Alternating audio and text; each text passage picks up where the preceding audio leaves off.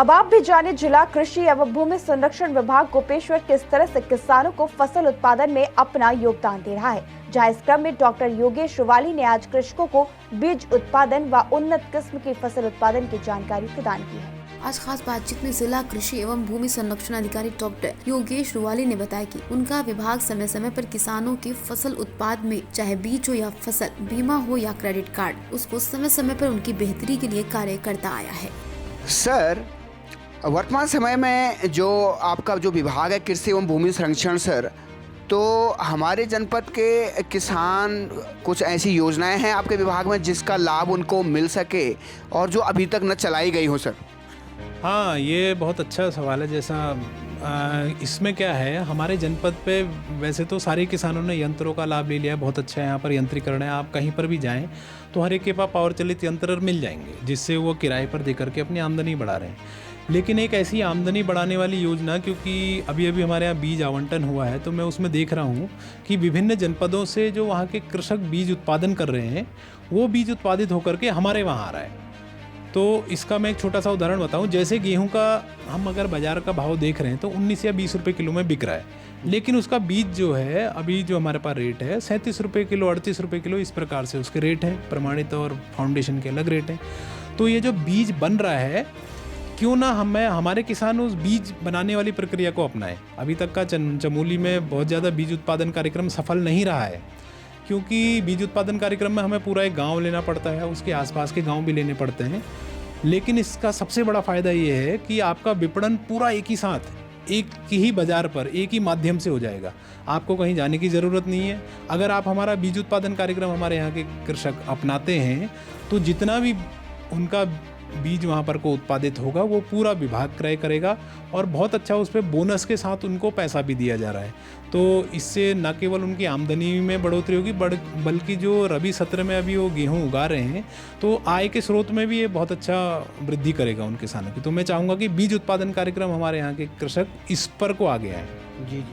तो आपने देखा कि किस तरीके से आज भूमि संरक्षण जो विभाग है गोपेश्वर का, यहाँ पर बीज जो वितरण जो उत्पादन जो कार्यक्रम चलाया जा रहा है काफ़ी अच्छा है। क्योंकि आज आए दिन हम देखते हैं बहुत सारी भौगोलिक परिस्थितियों के कारण या जंगली तनों के कारण या हमारी अतिवृष्टि से यहाँ पे किसानों को उन्नत बीज नहीं मिल पाता है। तो यहाँ पे आके कृषि एवं भूमि संरक्षण विभाग का सहारा लिया जा सकता है। आप देख रहे हैं सूचना इंडिया और हम आपको दिखा रहे हैं कृषि एवं भूमि संरक्षण अधिकारी श्रीमान डॉक्टर योगेश रुवाली जी से खास बातचीत। सर, वर्तमान समय में जैसा कि आपके विभाग का भी नाम है सर, भूमि संरक्षण, कृषि एवं भूमि संरक्षण, तो इसका क्या अभिप्राय है सर? और यहाँ पे जो किसान आवेदन करते हैं और क्या उनकी संख्या होती है और किस तरीके की प्रक्रिया होती है सर?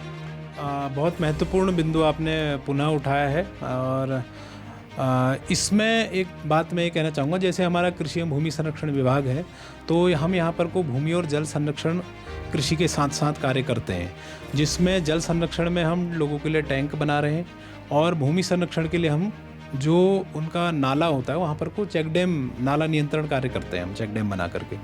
तो टैंक के लिए आपके पास एक, अगर आपके जिस जगह पर आप टैंक बनाना चाह रहे हैं उससे 400 मीटर दूरी पर अगर कोई प्राकृतिक स्रोत है तो आप हमारे यहाँ टैंक के लिए आवेदन कर सकते हैं। प्रधानमंत्री कृषि सिंचाई योजना के अंतर्गत हमें टैंक बना रहे हैं। दूसरा, चेक डैम, अगर कोई आपके 2 जगह कोई रिज है, उस रिज में अगर आपका पानी बहता है लेकिन आप उसको अपने खेत तक नहीं ला पा रहे हैं, तो प्रधानमंत्री कृषि सिंचाई योजना के अंतर्गत ही आप पक्का चेक डैम बना सकते हैं। पक्का चेक डैम, वहाँ पर सीमेंटेड चेक डैम बनेगा, एलिवेटेड प्लेटफॉर्म होगा, पानी इकट्ठा होगा और वो पानी इकट्ठा होकर के आप टेप करके पाइप के माध्यम से किसी भी वांछित जगह पर जहाँ पर को आवश्यकता है आप पानी ले जा सकते हैं।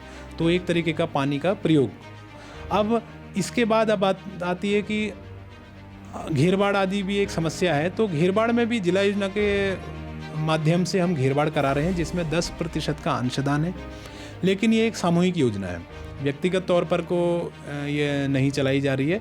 सामूहिक रूप में अगर आप लोग 7-8 परिवार मिल करके किसी वन भूमि से लगा हुआ अगर आपका क्षेत्र है तो वन भूमि से हम वहाँ पर को घेरबाड़ कर देंगे। अब मुख्य समस्या जैसा आपने उठाया है, इसमें आवेदनों की बहुत दिक्कत है। तो जो भी हमारे यहाँ आवेदक आते हैं, मैं आपके चैनल के माध्यम से उन तक बात करना चाहूँगा कि आप अगर आवेदन करने आ रहे हैं तो जो हमारी ग्राम सभा की बैठकें होती हैं उसमें उनको ज़रूर चढ़वाएं। 2 अक्टूबर से 30 नवंबर तक का ये कार्यक्रम अभी चल भी रहा है विभिन्न ग्राम सभाओं में। तो जिन जिन लोगों की जो आवश्यकताएं हैं कृषि से संबंधित, जो मैंने आपको बात कही है, चाहे वो यंत्रीकरण हो, चाहे सिंचाई टैंक हो, चेक डैम हो, घेरबाड़ हो, बीज से कोई संबंधित आपको बीज उत्पादन कार्यक्रम करना हो, तो इन चीज़ों को आप अपनी ग्राम सभा की उस बैठक में ज़रूर लिखवा दें, क्योंकि और फिर वो प्रस्ताव जब आप लाएंगे तब उस प्रस्ताव की वैलिडिटी होगी।